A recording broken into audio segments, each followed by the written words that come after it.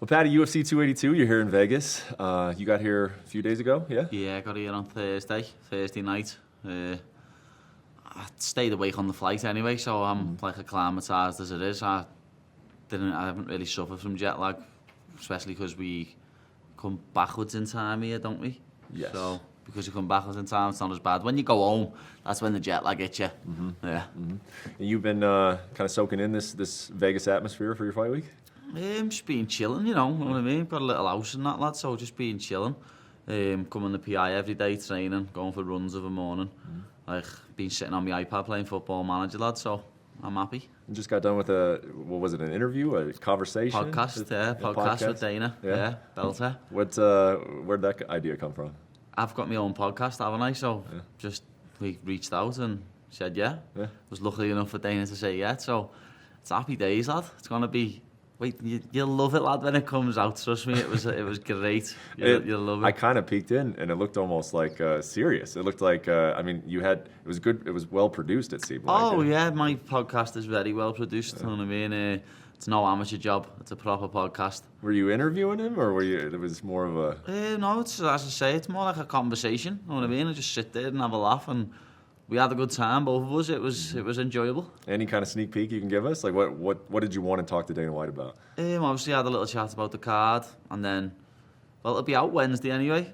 Be out Wednesday, but we ripped a few people. You know what I mean? A few people got ripped into, which was nice. Okay, all right. Well, I'll keep an eye on that for Wednesday. Yeah. Do you feel like, I know you do, you feel like superstar coming into Vegas on a week like this, last pay-per-view of the year? Yeah, of course. Like, I know I'm a superstar anyway. You know what I mean? Without being big-headed, I know who the person selling the pay-per-views is on this card, and I think everyone else does. Yeah, I mean, in terms of this does have a title fight on it. It does have some, some guys who have been around for a while, some guys who have had some great stories in the UFC. But how much is this UFC about Paddy Pimblett, this UFC 282? Do you think it is? It's all about me. You know what I mean? I'm the main man. Like, I really respect Jared. I really like Jared, but he should be thanking me. Simple as that. He wouldn't have sniffed the main card without me. Never mind the co-main event slot. When do you think you reached the status of superstar? When did that happen for you? Don't know. Couldn't tell you. I've always thought I was a superstar. I've always known I was going to be a superstar. So for me, it's nothing new. This is just standard procedure. How would you define it? What makes someone a superstar? I don't know.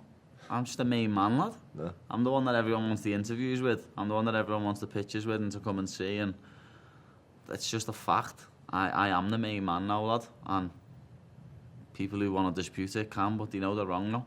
When did you start feeling like the main man, I suppose? I mean, in your head you did, but when did you think that everybody started to recognize it for you? When they saw me fight in front of a crowd. When people saw me fight in front of the crowd, they realised. You know what I mean? How would you describe what's different about watching Paddy Pimblett in a crowd setting than watching any other fighter in a crowd setting?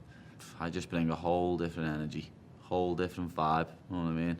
Like, no disrespect to Jan and Kalaev, but the energy is going to drain out the arena after I finish Jared Gordon and do my post-fight interview. I think a couple of thousand people will leave. Why do you think that is? I just draw people to me, you know what I mean? I've got the personality and the look, and I don't know what it is myself, but I've had it since I was a little kid, even before I grew this hair. You know what I mean? Like, I've had it since I was younger. People are just drawn to me.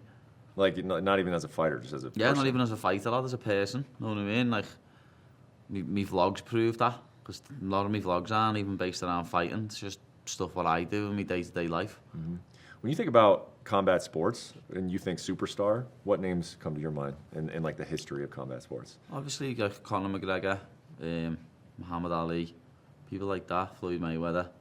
Not many. No, not many. Like, how many are there right now, would you say? One. Like, that's obviously in our sport. There's a few big draws. Crash Mat, Sean O'Malley, myself, Conor. You know what I mean? They're like the main ones. I know you said it comes naturally, but do you try now? Like, do you try at all to kind of fuel this superstar thing? I'd hate myself if I tried. You know what I mean? I hate fake people. I don't like it. You know what I mean? As I've said before, I don't like Colby Covington. because of the act he puts on. I don't like people who put acts on. It's just not me. It's annoying. Are you getting a sense of how many people and who's coming from the UK to see this fight in Vegas? Oh, there's thousands coming from the UK, lad. Thousands. A lot of them will probably come without tickets just to try and get here. But it's going to be a packed out arena when I walk out. When the lights go black and everyone's just got their phones out singing, "Oh, Paddy the Baddy." You'll know about it. The T-Mobile's never seen nothing like it.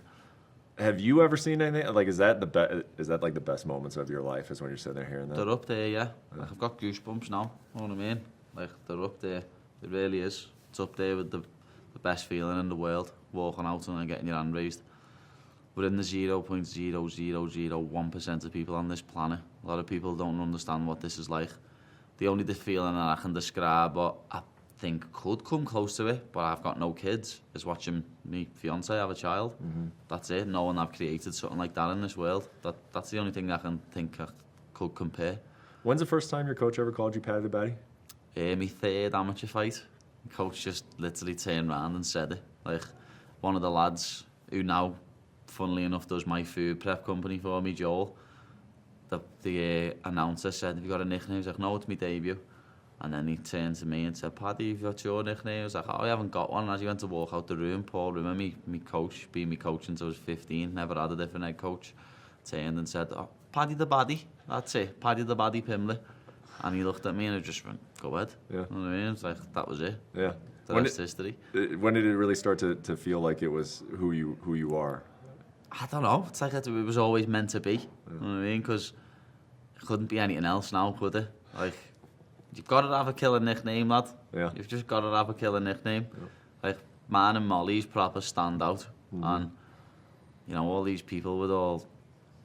I'm trying to think of some nicknames what are just very generic. You know what I mean? Like, they don't stand out. Yeah. Like, it's that simple.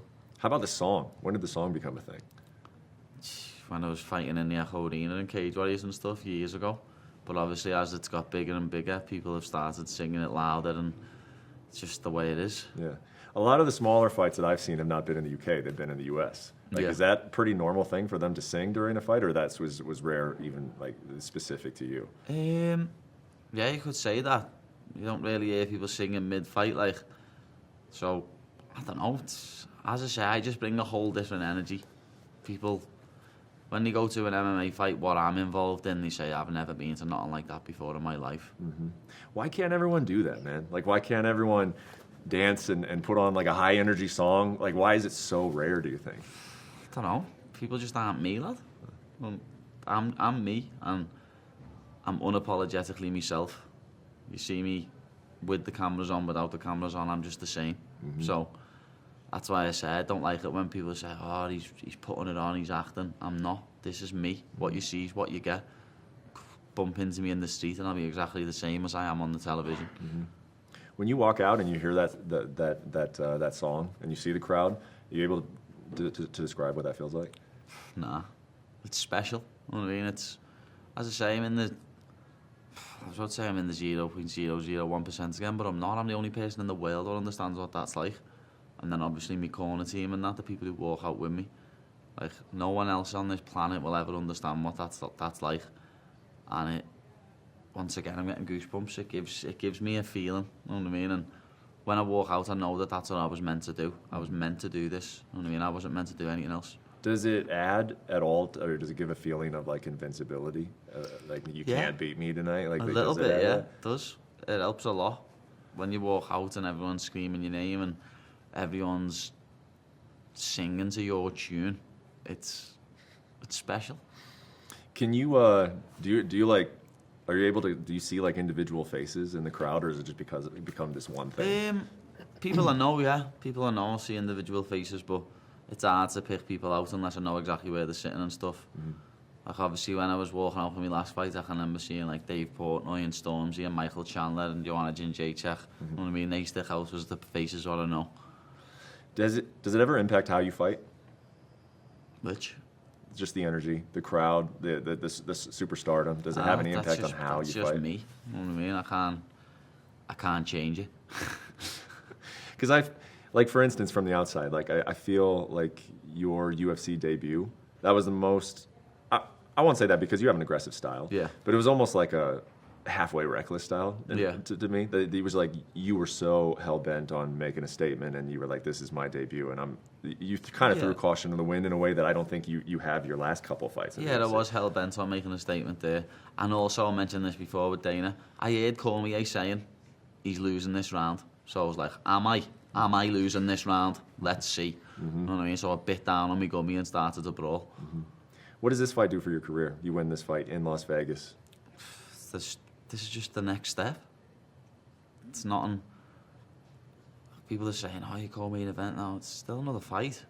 It's just a fight. You know what I mean? After this, I'll probably end up being another co-main event on a pay-per-view or headlining my own fight night card. You know what I mean? It'll be one of the two. When do you think it will ever feel like it's just not the next step? Will that happen with a title fight? Will that happen with a ranked guy? Like, when will it feel to you, Paddy, that, oh, this is a little different than what I've been doing my whole career? Never. A fight's a fight. Doesn't matter the publicity you had before it or anything like that. A fight's a fight. And doesn't matter how many people's in the crowd either. The only people that matter when you get in the cage are you and the fella trying to take your head off. It's that simple.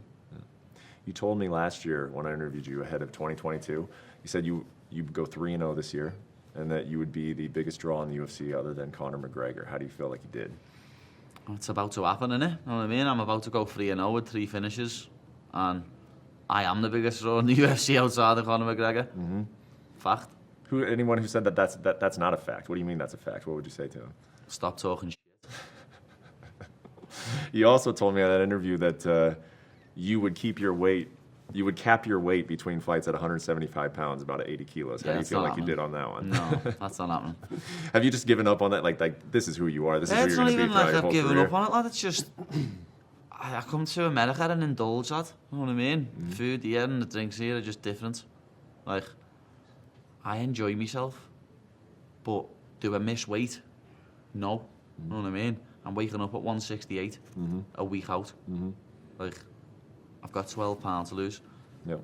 People go on about my weight stuff and that, and I think people like Dustin Poirier, Charles Oliveira, Islam Makhachev, they do more than 12 pounds overnight. I've got 12 pounds to lose, lad. Yep. But people want to talk about me because of outer camp. Yep. Outer camp, I'll do what I want. No one will tell me otherwise. I'll do what I want to do. It's the Paddy way. You know what I mean? Rather be fat and happy. I'd rather be fat and happy than have these. You know what I mean? People go on about, oh, I want abs. I don't want abs.